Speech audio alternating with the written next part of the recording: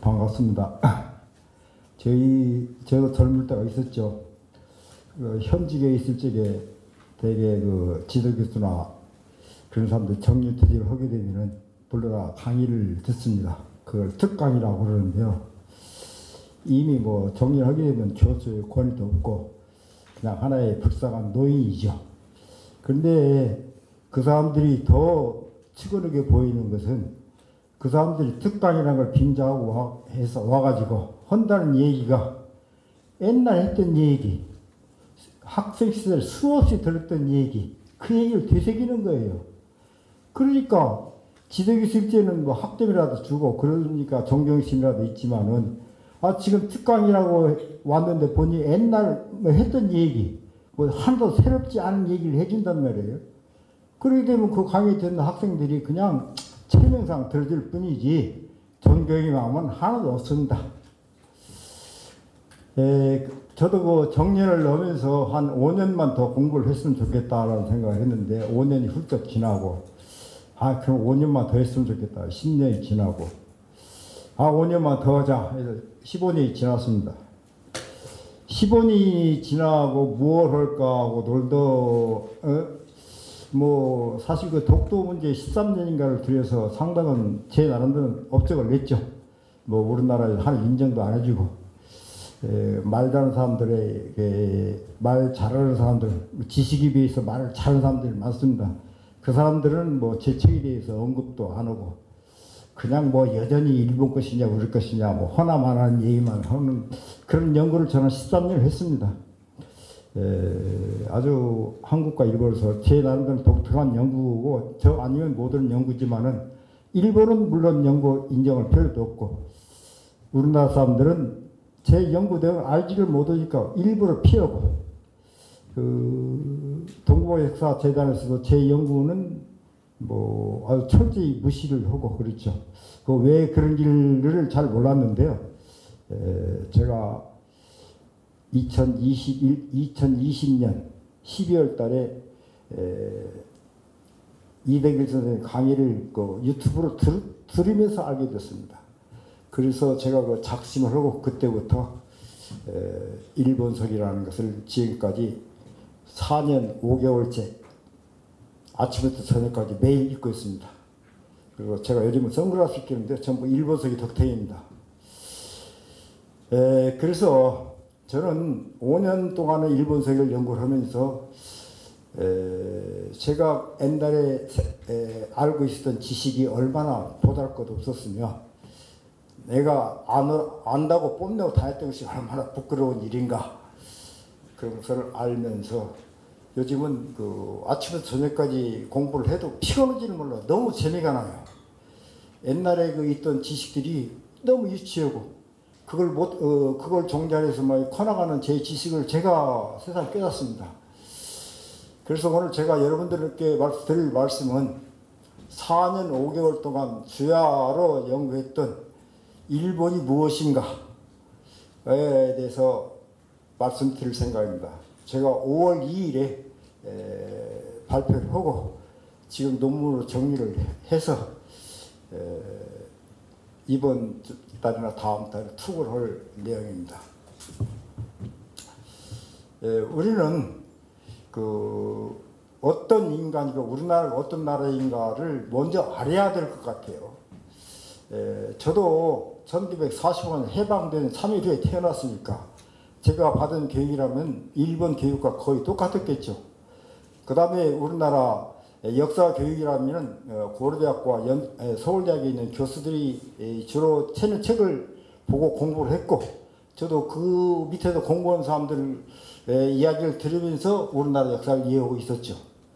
그래서 제가 동경대학에서 광개토장 비문이라는 걸 가지고 박사 논문을 썼는데 한 7년을 걸쳐 썼습니다만은 지금 보게 되면 상당히 우스워요. 왜 우습냐면요. 광개토대왕 비문에 대해서 논문을 쓰는데 광개토대왕이 통치했던 영역이 어딘지를 몰라요. 그건 제가 모르는 게 아니라 우리나라 책이나 일본 책 아무리 뒤에 봐도 광개토대왕이 통치했던 지배했던 영역이 어딘지를 몰라요. 그걸 모르고 쓰니까 그 논문이 좋은 논문일 수가 없죠. 그래서 저는 그거 아주 좋은 놈인 줄 알고 어디 가서나 자랑하고 나름대로 자부심도 가지고 그러고 살았는데 제가 5년 전부터 이 제야사학자분들의 유튜브를 들어가면서 조선의 고구려 영토 지금은 뭐 확실은 못하지만은 대개 어느 정도인 거는 대개는 알고 있어요. 적어도 우리나라 책에서 배웠던 그런 영역이 아니라는 건 알고 있습니다. 그래서 제가 일본에 태어날 때는 우리나라가 일본에 대해서 굉장히 열등감이 젖어 있고 우리는 뭐 팽이와 같은 민족이 투들을 패야 된다라는 그런 소리를 들어가면서 조선지는 일본인한테 안 된다. 이런 분위기에서 자랐고 또 제가 일본에 가서 공부를 했지 않습니까? 그래서 일본에 가서 공부를 했는데 한국에서는 별로 공부를 안 했어요.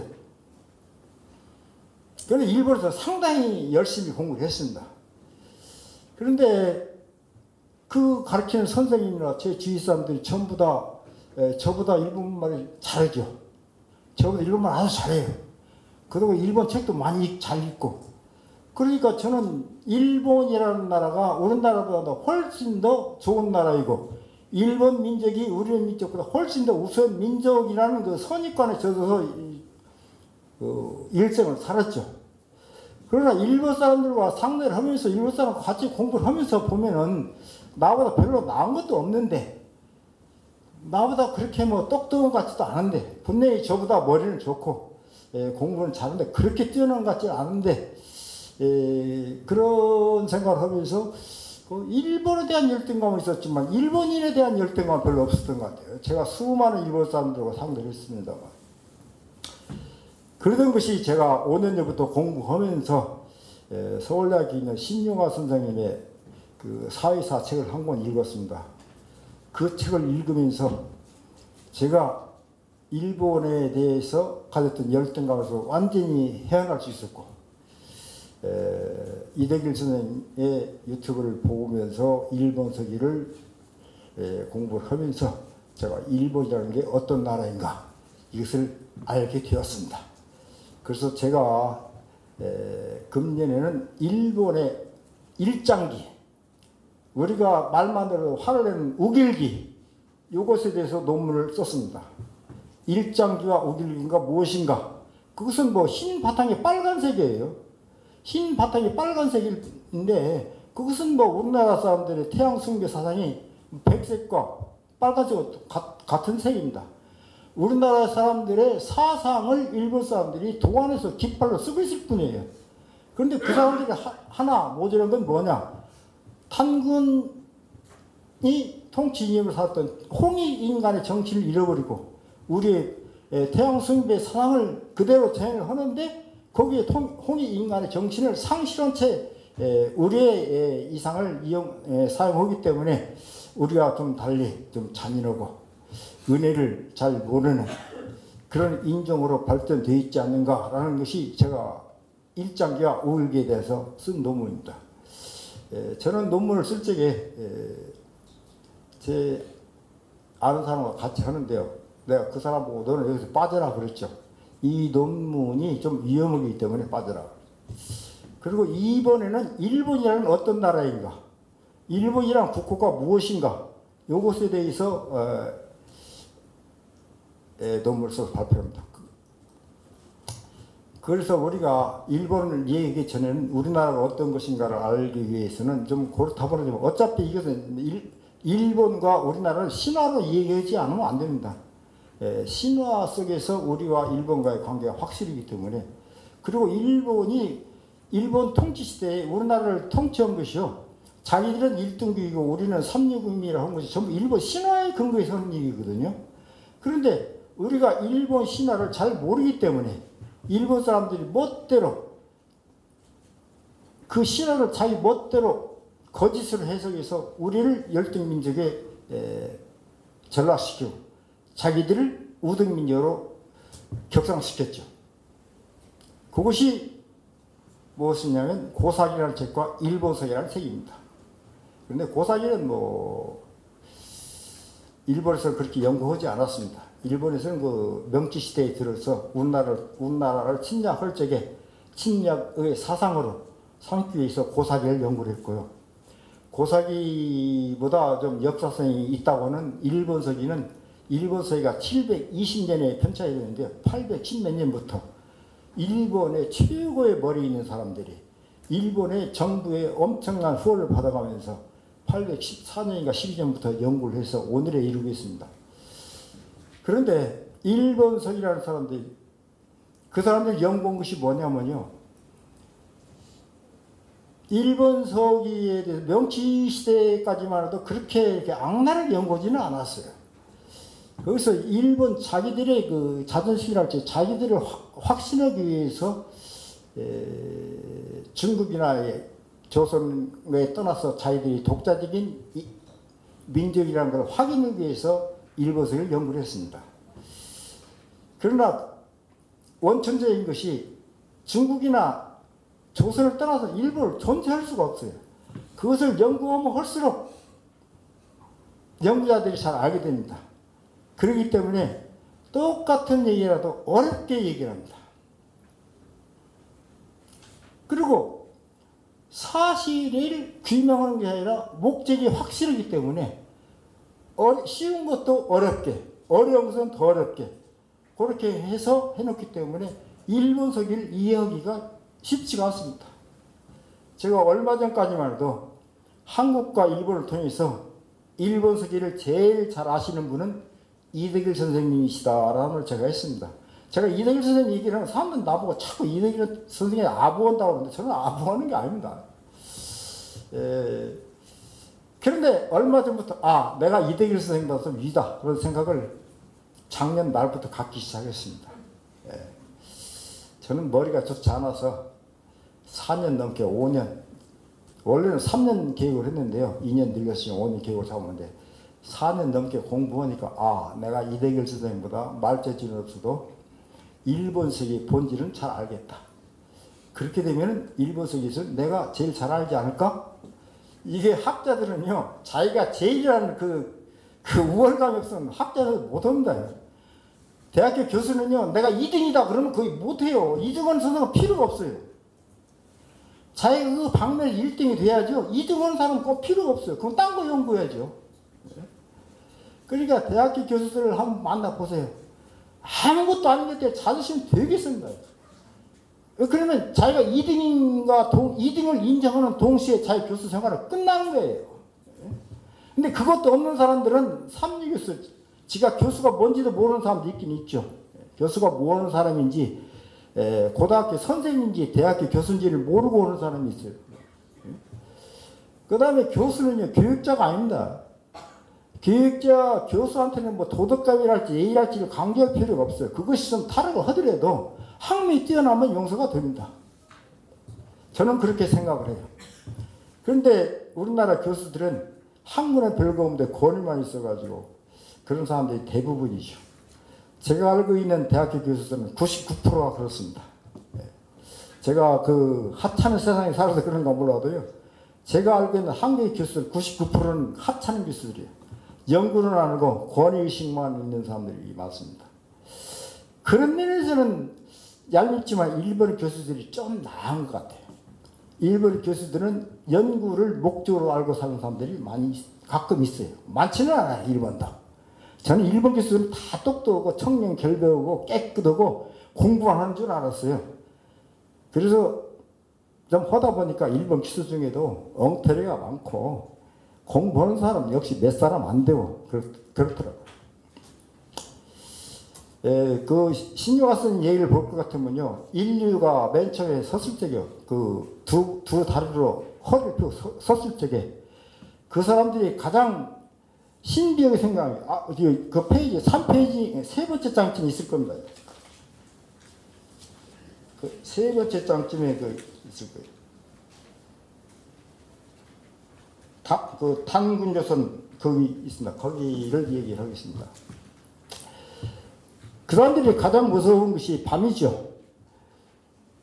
그 밤은 춥고 무섭고 그렇지 않습니까? 그런데 밤과 낮을 가려주는 게 태양입니다. 그래서 인류는 걸어 다니기 시작하면서부터 가장 존경하고 이상하게 생각하는 것이 태양입니다. 태양의 빛과 열로 광해를 주고 모든 먹을 수 있는 농작물이 아닙니다만 그 자연의 생산물이 생기고 그렇게 해주기 때문에 이 사람들이 태양을 상당히 존경하게 됩니다. 그래서 그런 사람들을 태양 숭배적이라고 하는데요. 그 사람들은 호기심이 많아서 해가 뜨는 것을 보기 위해서 동으로 가게 됩니다. 그래서 동으로 가서 더 이상 갈 수 없는 데가 어딥니까? 동으로 가서 더 이상 갈 수 없는 데가 어딥니까? 그게 바로 우리나라 동해안에 가로막혀 있는 우리나라 조선 대륙입니다. 그리고 저는 그 일본서기를 쓰면서부터요, 조선 반도랄지 한반도는 말을 안 씁니다. 저는 조선 대륙이라고 씁니다. 그래서 제가 주석하는 일본서기에는 전부 조선 대륙으로 나옵니다.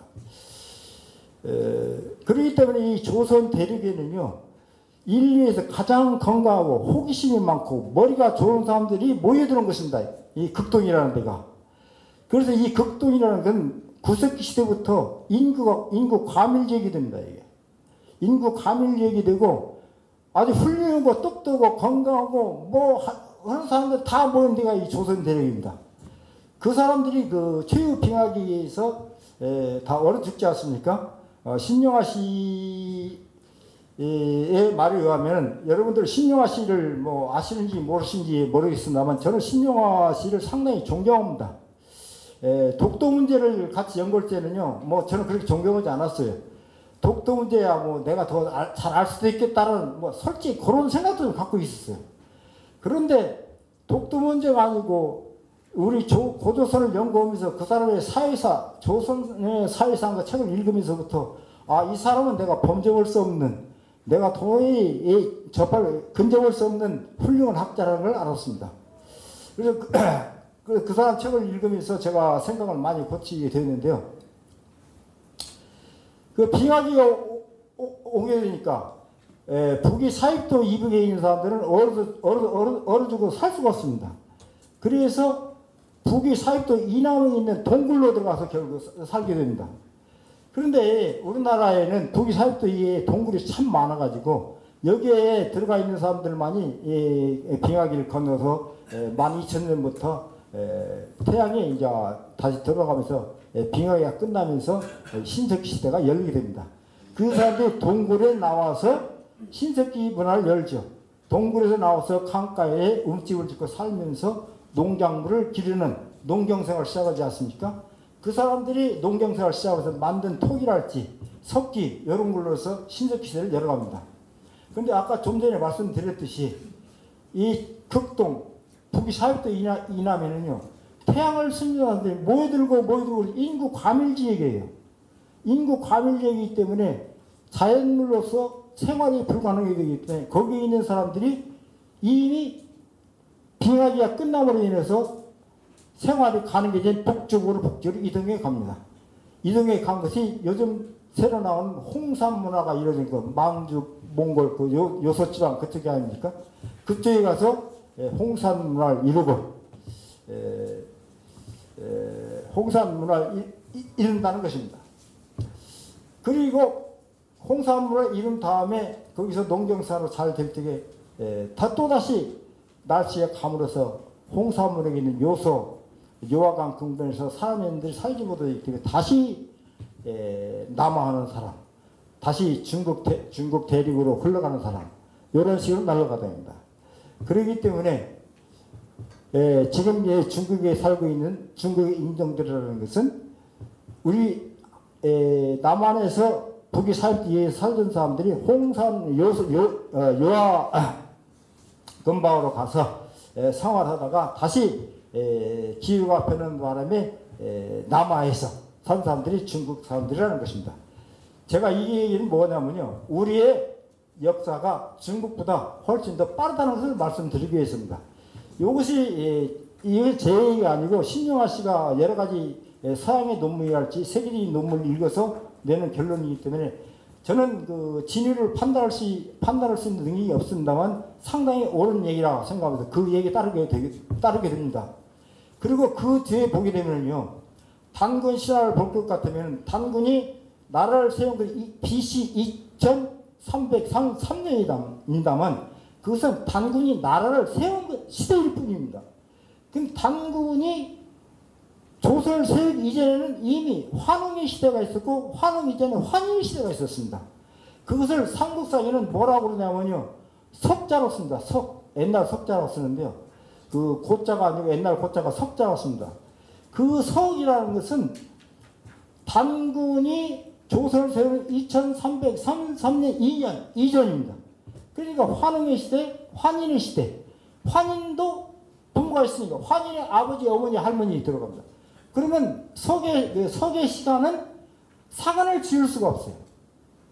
몇백 년 전, 몇천 년 전, 몇만 년인지 모릅니다. 그렇다면 상국인사가 얘기는 고조선의 역사는 단군이 나라를 세운 건 2333년입니다만은 단군이 선조들의 살던 시대는 언젠지는 몰라요.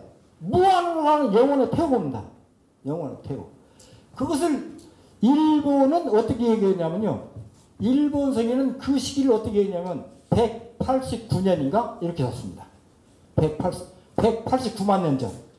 189만 년 전이라면 인간이 생길 때입니다. 일본성에는 그렇게 답해요. 일본의 민족이 맨 처음에 생긴 것은 189만 년 전이라고 얘기합니다. 그런데 중국은 어떻게 잡느냐? 중국은 그 반고신화라는 게 있어요. 그 땅과 하늘을 만든 사람이 반고라는 거인이 있는데 반고가 하늘과 땅을 가르는 것을 했는데 18,000년 전밖에 안 잡아요. 여기서 중국의 학문의 모습이 나오는데요. 이 복희 여와의 시대 이전에 반고가 나와야 되는데 반고를 18,000년 전을 잡는 그런 모습을 범하고 있습니다. 그렇기 때문에 제가 여기서 드리고 싶은 말씀은 고조선이라는 나라는 중국보다도 훨씬 더 옛날에 생겼다는 그런 나라라는 얘기입니다. 옛날에. 그리고 일본이라는 나라는요. 일본 서기가 말하기를 일본 선조가 하늘에 땅으로 내려온 것은 189만 년 전입니다만은 일본 초대의 천황이 신무라는 천황이 있는데 그 천황이 나라를 세운 것은 BC 660년이라고 합니다. BC 660년이에요. 우리는 2333년이라고 하는데 일본은 신무천황이 대화의 나라를 처음으로 세운 것이 BC 660년이라고 합니다. 그렇게 되면 시간적으로 상당한 차이가 나죠. 시간적으로 차이가 납니다. 그런 일본서기의 시간의 한계를 극복하기 위해서 일본 사람들은 단군신화를 부정을 해야 됐죠. 거기서부터 그런 필요에 의해서 일본 사람들은 단군신화를 무시하기 시작합니다.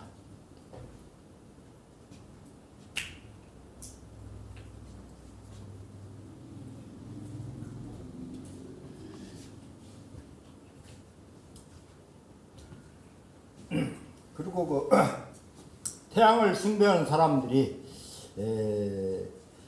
이 극동이 많이 모이는데요. 우리는 우리의 모든 문화를 갖다가 단군의 신화이건 단군 조선의 문화이건 전부 다 기록이 한자로 정기되어 있습니다. 그래서 우리는 모든 문화를 한자에서 받아들이는 걸로 알기 쉬운데요. 그것은 한자로 기록이 되었을 뿐이지 그 원형은 중국 것이 아니라 중국 어느 나라입니까? 뭐 진나라 겁니까? 한나라 겁니까? 한자도 그 다음에 주나라 것입니까? 한나라 것입니까? 그것이 없어요. 그런데 모든 것이 한자로 기록이 돼서 우리나라의 전례가 되기 때문에 모든 문화가 중국에서 기원하는 것을 알고 있습니다. 예를 들자면요. 천하사사라는 게 있습니다. 단군 신화랄지 일본 서기를 알고 있으니 천하사상을 꼭 알아야 되는데요. 천하사상이라는 것은 내가 제일 잘났다 그런 거예요. 내가 제일 잘났다. 우리 집이 제일 좋다. 우리 동네가 제일 좋다. 내가 사는 우리 나라가 제일 좋다. 이것이 천하사상입니다. 그리고 그것을 구체적으로 한 것이 두 가지가 있는데요. 화이사상이라고요. 나는 잘나고 너는 못났다. 이 차별사상입니다. 나는 잘나고 너는 못났다. 그렇게 나와 너를 구별하는 것, 자타를 잘나고 못나다고 구별하는 게 화의사상입니다. 그 다음에 나는 잘났기 때문에 너한테 어떤 짓을 해도 돼. 나는 어떤 짓을 해도 너를 잘 되라고 하는 거야. 너를 가르치기 위해서 하는 거야. 내가 약간 무력하더라도 너를 위해서 하는 것이니까 다 이해해. 그리고 너는 나한테 배웠기 때문에, 나는 잘났기 때문에 너는 나한테 내 말을 들어야 되고 나한테 돈을 바쳐야 돼. 네? 그것이 왕화사상입니다. 왕화사상. 잘난 내가 못난 너를 가르쳐 주니까 너는 내 말을 따르면서 감사하다는 것을 물건으로 보온을 해라. 이것이 왕화사상이에요. 그러면 천하사상이라는 게 화의사상과 왕화사상으로 구성이 되는데요. 단군 신화나 일본 신화, 일본 서기의 신화나 고사기 신화나 어느 나라 신화건 간에 전부가 이 천하사상이 중심입니다. 나는 잘났고 너는 못났다. 잘난 내가 너를 가르칠 테니까 너는 내 말을 듣고 나한테 돈을 바쳐라. 예? 내가 너한테 소대장을 시켜줄 테니까 네 월급을 얼마를 바쳐라. 이런 식이, 이것이 말로는 내가 너를 벼슬을 줄 테니까 뭘 바쳐라. 내가 널 책봉하니까 조공을 바쳐라. 이런 관계가 되죠. 그렇게 나오니까 이것이 천하사상이 일본에서 나온 걸로 알아요. 제가 일본에서 공부를 했으니까요. 일본에서 가르쳐서 일본 책이 또 전부 다 그게 써 있어요. 그러니까 나는 천하사상이 일본이 발견한 것이다. 일본이 발명한 사상이다. 일본이 구성 사상 이렇게 알았는데, 제가 와서 단군시를 읽어보니까 이것은 중국에서 만든 거 아니라 단군 조선에서 만든, 만약 환웅이랄지 환웅 시대에부터 이미 존재했었던 그런 사상이에요. 그런 사상이 단군 조선에 있다. 단군 조선이 기자조선과 이만조선을 거쳐 해체되면서 각지로 분산이 되면서 이런 사상이 퍼져나간 것입니다. 이런 사상이 퍼져나간 것을 갖다 중국 사람들이 한자로 정리했을 뿐이죠. 뿐입니다. 그리고 일본이라는 것도 그렇습니다. 태양을 숭배하는 사람들은 동쪽으로 갑니다. 그리고 동쪽으로 안 오는 사람들도 태양을 싫어하는 사람은 없어요. 태양을 숭배하기 때문에 태양을 동으로 이동하는 사람도 있지만 태양을 숭배하면서 그곳에 사는 사람도 있었어요. 그러면은 중국 사람들은 태양이 어디서 나왔다고 생각하는지 아세요? 태양이 대개 산에서 나오거나 큰 나무에서 솟아오거나 이랬어요. 그래서 태양이 솟아 나오는 나무를 부상이라고 그러는데요. 부상이라고 그러는데, 부상을 갖다 나중에 일본이라고도 얘기를 합니다만은, 중국 사람들은요, 태양이 어디서 뜨냐고 생각하면 들에서 뜬다고 그랬어요. 또는 산거에 따라서, 태양은 저 연못에서 뜬다. 또는 태양은 저 호수에 뜬다. 그랬지, 그 사람들이 중국과 우리나라 사이에 있는, 우리나라로 서해, 중국에 와서는 동해에서 뜬다고 생각하는 사람들은요, 산동반도 그쪽에 사는 사람들이지, 중국 저쪽에 사는 사람들은 바다에 뜬다는 생각을 못했어요. 예? 그러기 때문에 그것을 갖다 해가 뜨는 것을 갖다가 나중에 한자를 표기할 때 일본이라고 표기했을 뿐이에요. 일본이라고. 근데 일본이라는 말도 우리가 알게 되면, 여러분 그 당구시를 읽어보게 되면요, 환웅이 아사달에 도읍을 하고 국호를 조선이라고 불렀어요. 아사달이라. 단군이 BC 2303년에 아사달에 도읍을 하고 국호를 조선이라고 했다. 그러면 여러분 아사달 잘 아시죠? 아사달을 잘 아는데요, 이게 너무 잘 알기 때문에 개념이 확실하지가 않아요. 그래서 저도 오늘 여러분들한테 개념 확실하려고 어젯밤에 다시 정리했습니다. 아사가 해가 뜨는 것이에요. 일본 말에 아사가 아침인데요. 아사가 해가 빨리 뜨는 곳. 그 달이 공간을 얘기해요. 그냥 해가 빨리 뜨는 공간.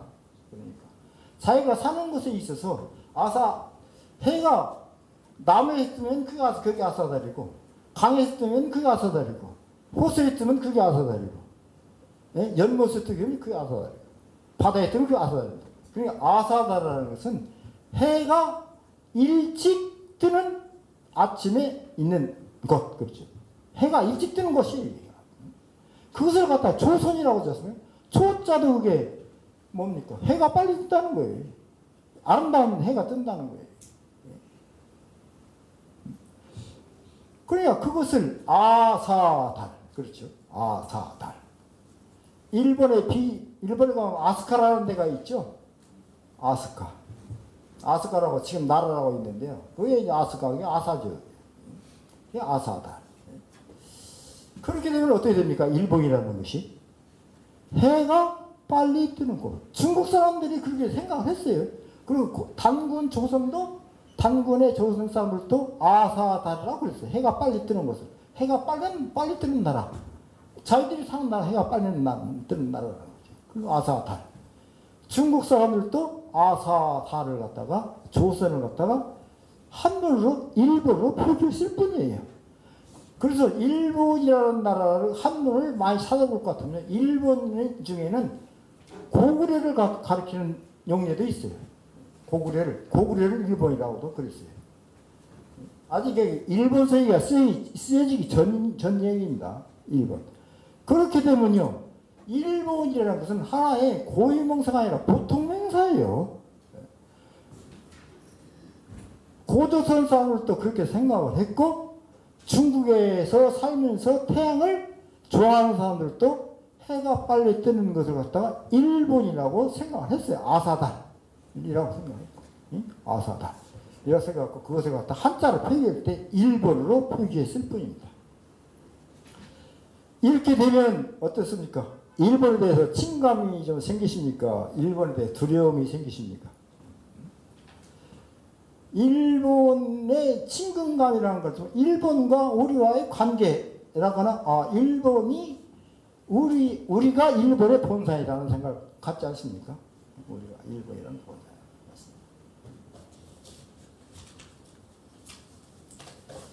그럼 그 일본서기라는 게 있는데요. 일본서기라는 것은 그 720년에 쓰여져 있는데요. 일본서기에는 그 국호로 할 수 있는 나라가 그 대팔도국, 대팔주국 이렇게 해놓은 게 있어요. 섬 8개다. 도나 주나 이게 30년에 주자 쓴 것이 이게 도나 주나 같이 있습니다. 어떤 국으로도 있고 그래요. 섬도자나 이 주자나 국자나 일본에서는 같이 써요. 같은 군이라고 합니다. 대팔도국 또는 외 또는 화, 일본 이렇게 4가지가 나옵니다. 일본 서기에 국호로 생각할 수 있는 게. 그런데 일본이라는 국호는 일본 서기가 이 얘기는 시대에는 일본의 국호가 정해지지 않았어요.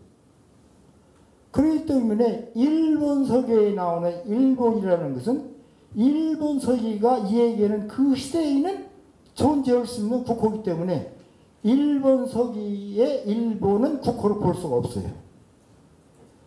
그 다음에 외에는 일본의 지명을 얘기할 때도 있고 국호를 얘기할 때도 있어요. 화라는 것도 지금의 나라 지방을 얘기하는 지명으로 쓰일 때도 있고 일본 전체를 얘기할 때도 있어요. 그러니까 외나 화는 지명을 얘기하기도 하고 국호를 얘기하기도 하고 그렇습니다. 그렇기 때문에 일본 서기 전체를 포함할 수 있는 포괄할 수 있는 국호는 안 됩니다.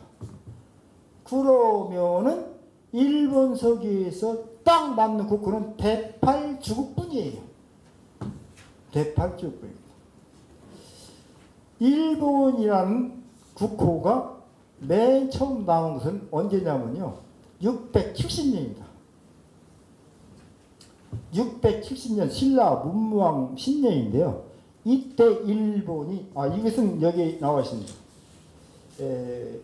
첫 페이지에 첫 페이지 나왔습니다. 첫 페이지.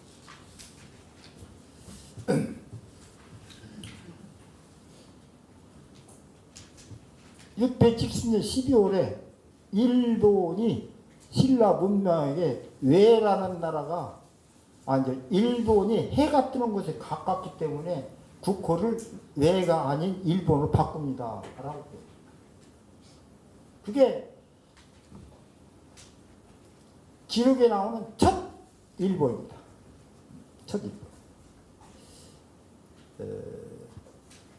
6월 14일에 동국대학에서 여기 동국대학에서요, 일본 동경대학에 일본석이 팀들이 와서 연구 발표를 합니다.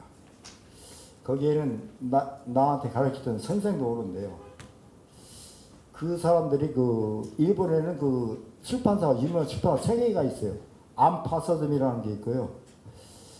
소학관이라는 서점이 있고, 강담사라는 3개의 출판사도 상당히 괜찮은 책을 많이 만들어내요. 특히 일본 자신들의 나라에 관한 책을 많이 만드는데, 강담사라는 것에서 일본석이라는 책을 주석서를 냈어요. 상당히 오래전에 냈습니다. 그런데 동경대학교 일본석의 팀들이 2021년부터 일본석이 새로 주석서를 만들고 있습니다. 지금 상권과 중권에 나와 있어요.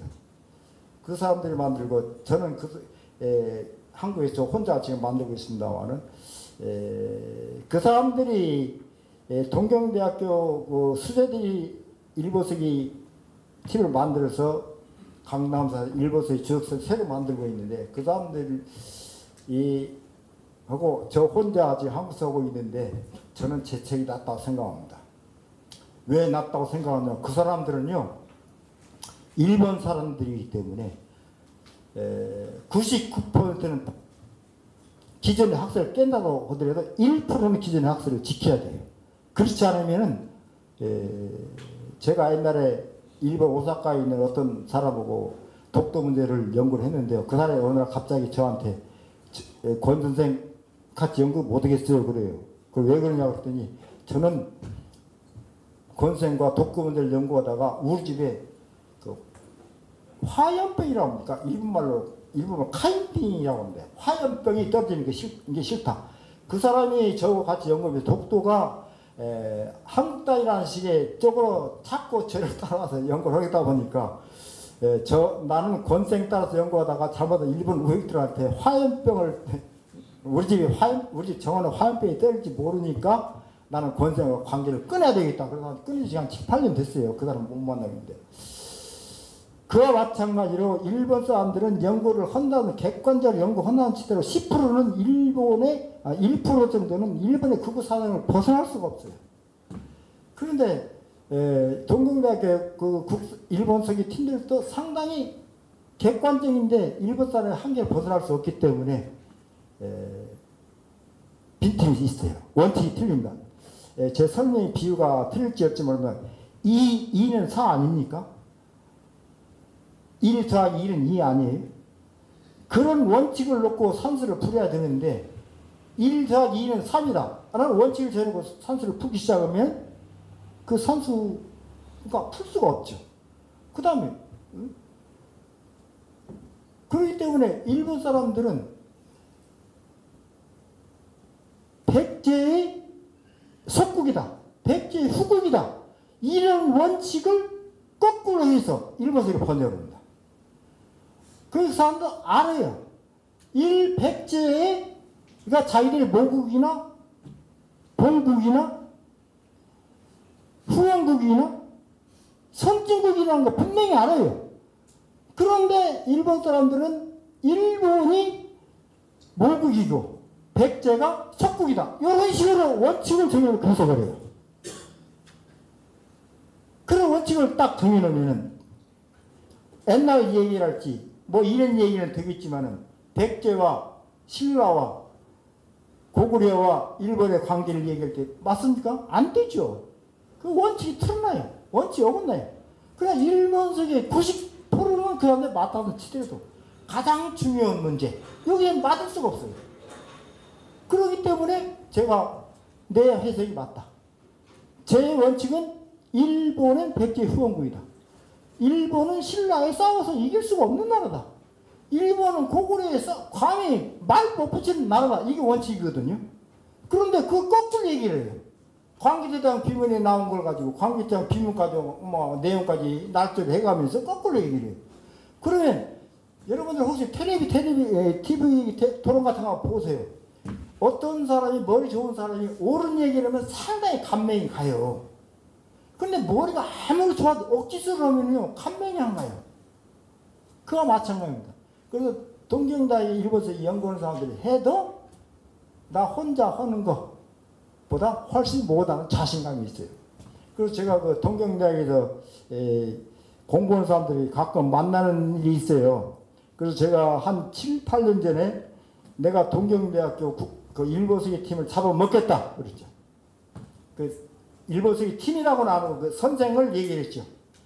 내가 그 선생을 잡아먹겠다.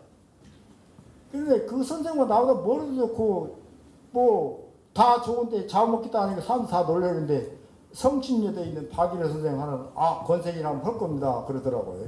그러다 그 뒤로 그 박일호 선생은 자주 얘기를 합니다만 그럴 것 같아요. 요즘 하다 보니까 거의 잡아먹을 것 같아요.